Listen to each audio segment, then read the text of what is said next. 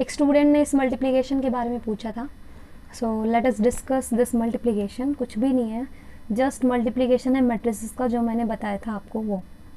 अब यहाँ क्या कर रखा है, ये दो मैट्रिक्स है, एक ये वाली और एक ये मैट्रिक्स, इन दोनों को मल्टीप्लाई करना है। आपको इन एलिमेंट्स में प्रॉब्लम होती है तो इसको थोड़ी देर के लिए ए बी से पुट कर लो ना। इसको मैंने ए पुट कर लिया, इसको बी, इसको सी।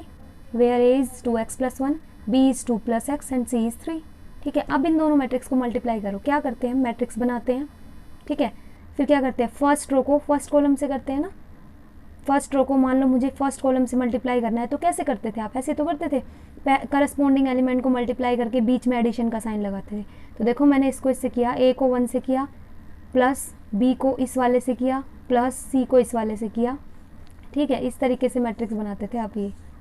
ठीक है, यहाँ और फिर सेकंड एलिमेंट भी आता था, सेकंड के लिए सेकंड कॉलम यूज़ होता था, लेकिन सेकंड कॉलम है ही नहीं यहाँ, समझ रहे हो ना। एक अगर एक और कॉलम होते ना तो मैं क्या करती, इसी रो को सेकंड कॉलम से मल्टीप्लाई करके एलिमेंट्स को यहाँ लिखती, बड़ी कर लेती मैट्रिक्स को और यहाँ लिखती, फिर थर्ड कॉलम से करती तो यहाँ लिखती, लेकिन और है ही नहीं कॉलम, तो हमारा यहीं पे प्रोसीजर ख़त्म, ना सेकंड रो है हमारे पास। ठीक है, अब क्योंकि इतना बड़ा मैट्रिक्स का साइन लगाने की क्या ज़रूरत है, जब एक ही एलिमेंट है ना, क्योंकि बीच में एडिशन का साइन लग रहा है, तो इसलिए मैंने छोटा साइन लगा दिया। और छोटा भी लगाने की ज़रूरत नहीं है क्योंकि एक ही एलिमेंट है, 1x1 की मैट्रिक्स है, तो आप ऐसे भी लिख सकते हो। और अब ए बी सी की वैल्यू पुट कर दो। ठीक है, your next chapter is determinant. Chapter का नाम है डिटर्मिनेंट। ठीक है, पहली चीज़ तो ये कि जो डिटर्मिनेंट होता है ना वो हमेशा स्क्वायर मैट्रिक्स का निकलता है।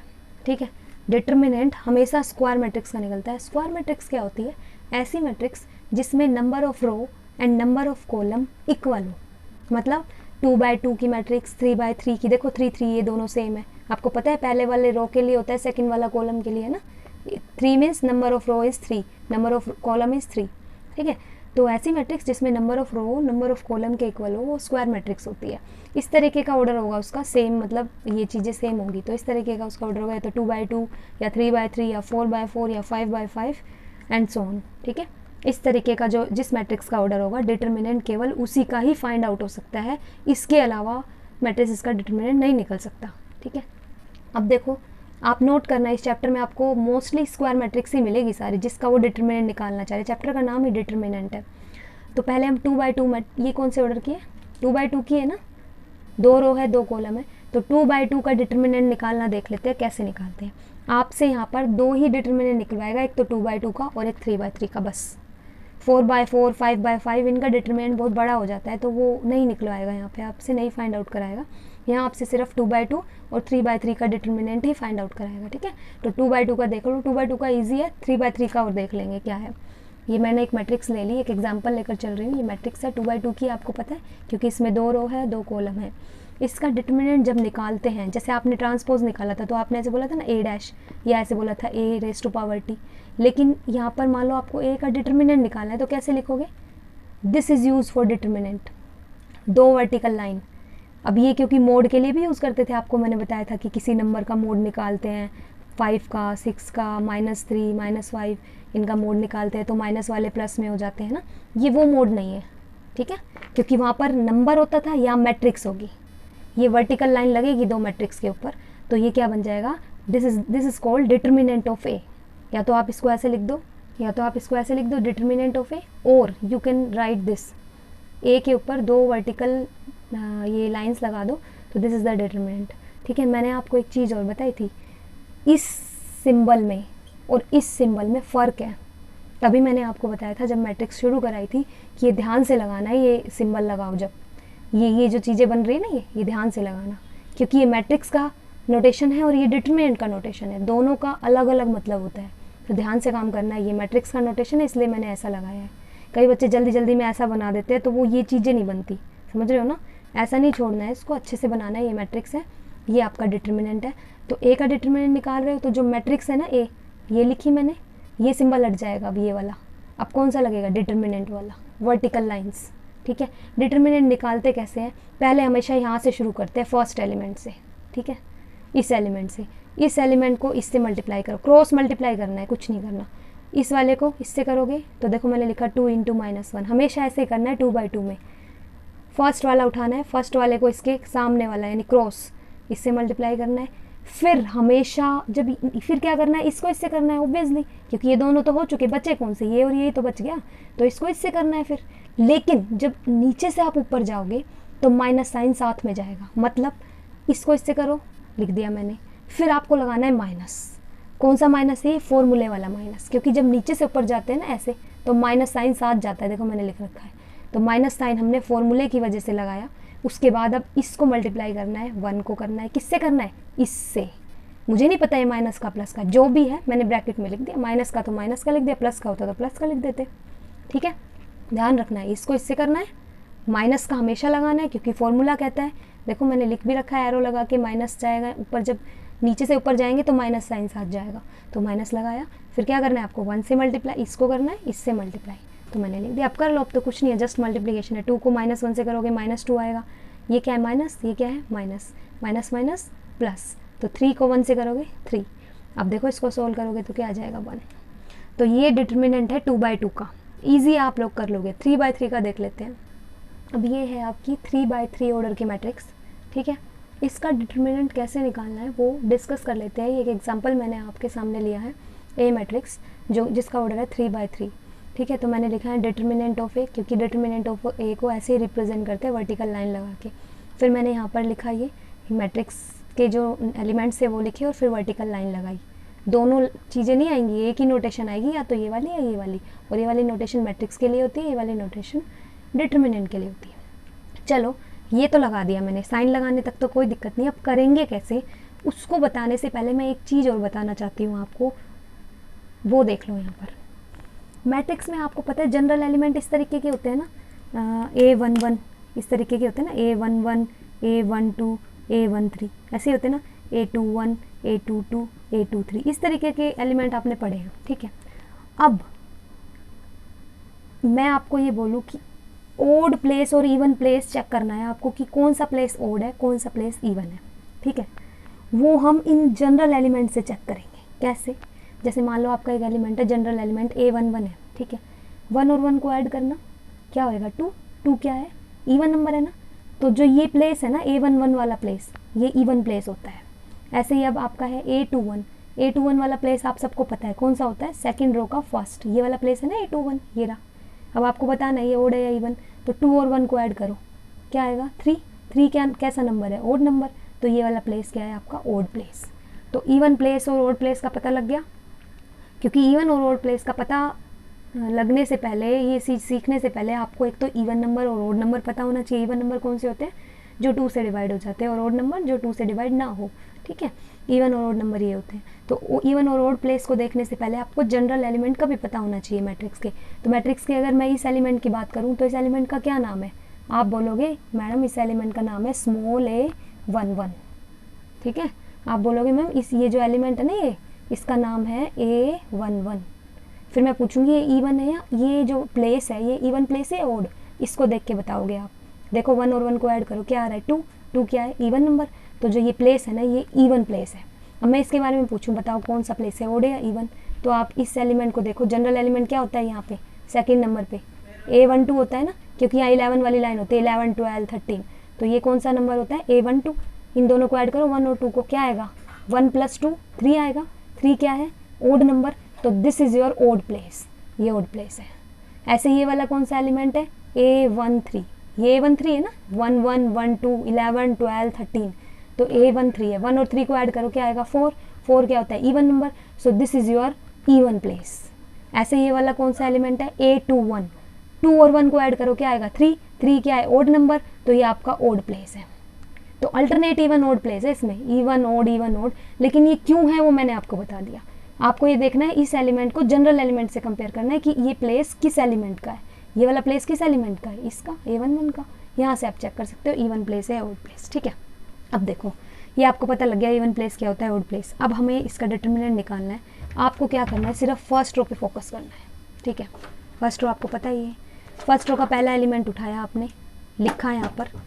अब इस एलिमेंट के साथ क्या साइन लगेगा, जो एलिमेंट ओड प्लेस पे हो ना उसके साथ आप माइनस साइन लेके चलोगे, और जो इवन प्लेस पे है ना उसके साथ वही साइन लेके चलोगे जो है। ठीक है, अब ये वाला एलिमेंट कौन से प्लेस पे है, E1 पे। क्यों? क्योंकि ये A11 प्लेस है, नहीं कौन सा प्लेस है, A11। 1 + 1 क्या होता है 2, 2 मतलब E1। तो ये जो एलिमेंट है वो आपका E1 प्लेस पे रखा है, ठीक है, E1 प्लेस पे रखा है ना। तो ये एलिमेंट एज इट इज़ यहाँ उतर के आ जाएगा जैसा था। अगर ये ओड प्लेस होता ना तो इसका साइन चेंज करके आता है यहाँ पे, मतलब यहाँ आपको या तो कह दो साइन चेंज करके आता, या आप ऐसे बोल सकते हो कि इसके साथ में माइनस साइन लेके चलती है, कुछ भी हो मैं माइनस लगा देती, ठीक है। फिर आपको क्या करना है, जैसे आपने ये लिख लिया क्योंकि ये E1 था तो मैंने इसको एज इट इज़ लिख दिया, मैंने इसके साथ कोई छेड़छाड़ नहीं की। अब क्या करना है आपको, इसका कॉलम छुपाना है, जो एलिमेंट लिया है उसका कॉलम यही है ना, और इसकी रो छुपानी है। छुपा ली, ये रो छुपा ली हमने और ये कॉलम छुपा लिया। कौन से एलिमेंट बचे, ये वाले बच गए ना, है ना। देखो मैंने यहाँ क्या करा, डिटर्मिनेंट का साइन डाला है, ये डिटर्मिनेंट, और जो एलिमेंट बच गए उसको ऐसा का ऐसा लिख दिया जैसे वो लिखे हुए थे। 1 था तो मैंने 1 लिखा, फिर 2 था 2 लिखा, फिर नीचे था 1 - 1 मैंने लिख दिया 1 - 1। आ गया समझ में। अब मैं सेकंड एलिमेंट पे आऊँगी। ये इवन प्लेस है या ओड प्लेस है? क्यों? क्योंकि A12 प्लेस है, ये A12, 11, 12, 13, 1 और 2 को ऐड करो क्या आएगा 3। 3 क्या होता है, ओड नंबर, तो ये आपका ओड प्लेस है, इसलिए देखो मैंने यहाँ माइनस लगाया। अगर ये इवन प्लेस होता ना तो मैं यहाँ प्लस लगाती, ठीक है। माइनस प्लस का ध्यान रखो, आप साइन चेंज करने की तरफ ध्यान मत दो, ठीक है। अब ये क्योंकि ओड प्लेस है, ओड है तो मैंने यहाँ पर माइनस लगा दिया। और फिर ये इस नंबर को उठाना है आपको, जो ये नंबर लिखा हुआ है, जैसे यहाँ उठाया था ना, जो नंबर है उसको तो नीचे लाना ही लाना है। अब मैंने इस नंबर को नीचे ले आई, ब्रैकेट में लेके आई हूँ क्योंकि इसके साथ भी एक साइन था और पहले भी एक साइन था। ये साइन ओड प्लेस की वजह से रखा है, क्योंकि इसका प्लेस ओड था इसलिए मैंने ये साइन लगाया है। और ये साइन कैसे आया, ये तो इसके साथ था ही, तो इसलिए मैंने ब्रैकेट लगा दी। अब क्या करना है, आपको इसको ले रहे हो ना, तो आपको इसकी कॉलम छुपानी है, यानी कि ये, ठीक है, ये वाली। और फर्स्ट रो तो आपके तीनों एलिमेंट में ही छुपेगी, क्योंकि आप फर्स्ट रो के एलिमेंट ले रहे हो, तो फर्स्ट रो तो इसमें भी छुपी थी आपकी, इसमें भी, इसमें भी। तो फर्स्ट रो तो ऑब्वियसली बात है कि उसको छुपाना है आपको।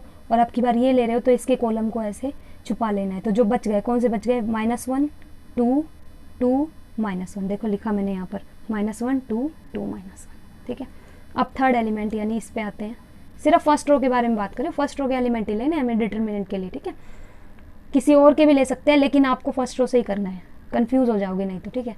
अब मैंने ये वाला एलिमेंट उठाया, देखो ओड है या इवन है, ये इवन है। क्यों? क्योंकि ये A13 प्लेस है, 1 और 3 को ऐड करो क्या आएगा 4, 4 is your even number, 4 even number है तो ये आपका इवन प्लेस है, इसलिए मैंने यहाँ पर देखो ये लगाया, प्लस का साइन लगाया, देखो लगाया ना।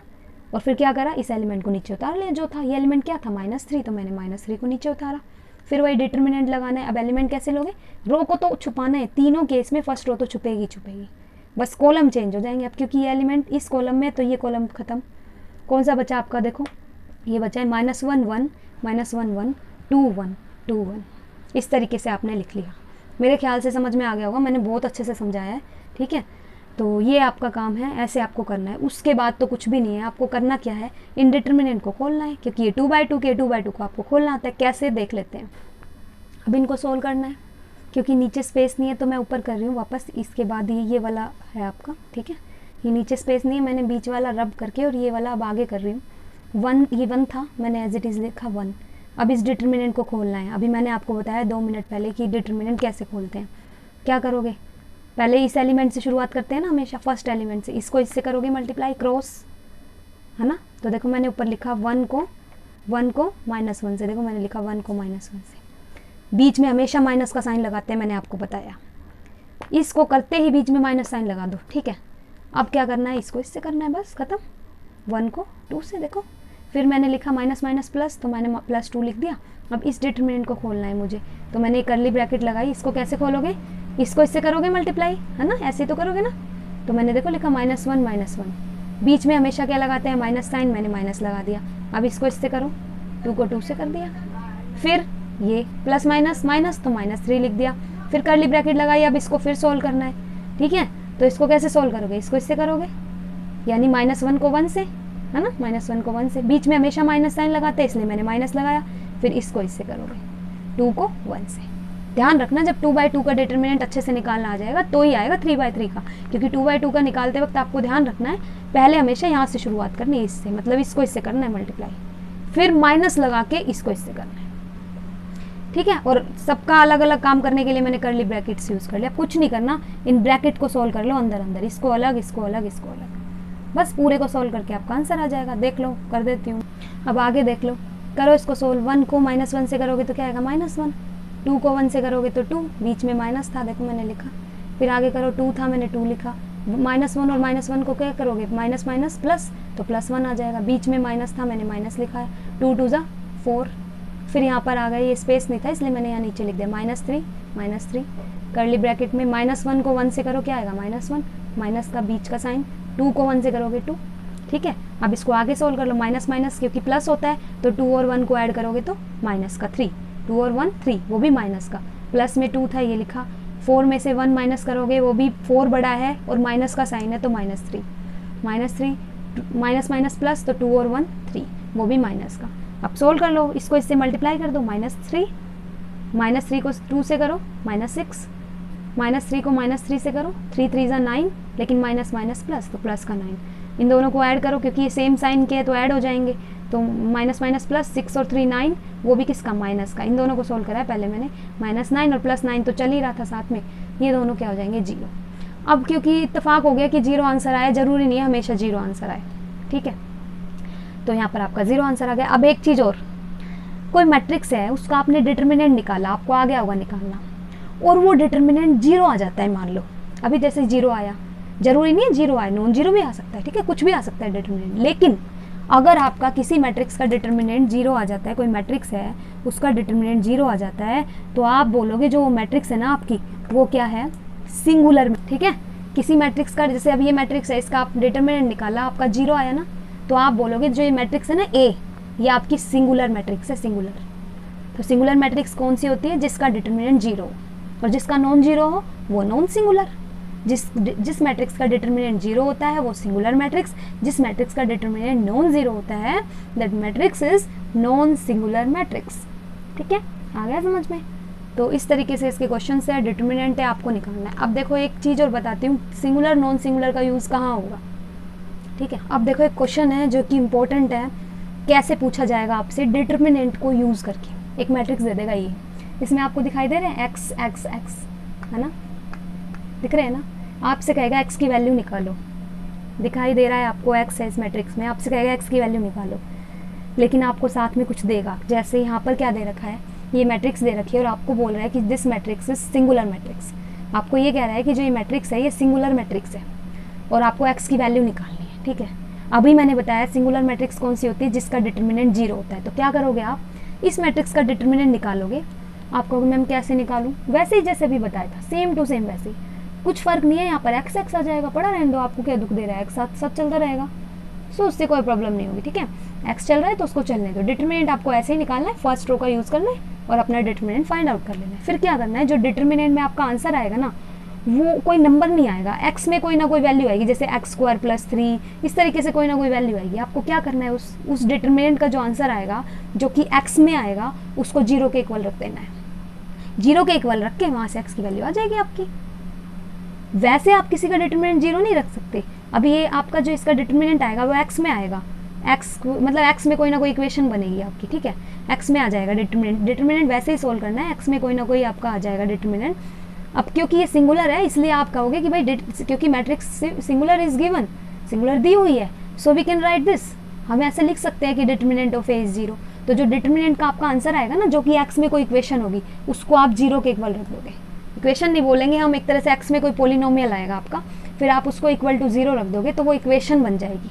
क्योंकि किसी भी वेरिएबल की वैल्यू तभी निकलती है जब वो इक्वेशन में हो, समझ रहे हो ना, तो आपकी इक्वेशन बन जाएगी। इक्वेशन कैसे बनेगी, उस जो भी वैल्यू आएगी उसको 0 के इक्वल रख दोगे, ठीक है। तो कुछ एग्जांपल्स भी आपकी एक्सरसाइज में ऐसे है, कुछ कर रखे हैं, x की वैल्यू निकलवा रखी है सिंगुलर, तो वहाँ से आपको समझ में आ जाएगा मैं क्या कहना चाह रही हूँ, ठीक है। So this is your question, determinant का 1.1 का कॉन्सेप्ट मैंने 2.1 का कॉन्सेप्ट मैंने आपको बताया। सो आप लोग इससे ट्राई करके देख लेना, क्वेश्चंस हो जाएंगे, ठीक है। Thank you. एक क्वेश्चन डिस्कस कर लेते हैं। मान लो ये आपकी एक मैट्रिक्स दे रखी है जिसमें x है और आपसे x की वैल्यू वो पूछ रहा है, ठीक है, और आपको ये कह रहा है कि दिस मैट्रिक्स इज सिंगुलर। तो आप क्या कहोगे, अगर ये सिंगुलर है ना तो इसका डिटर्मिनेंट पक्का 0 आएगा।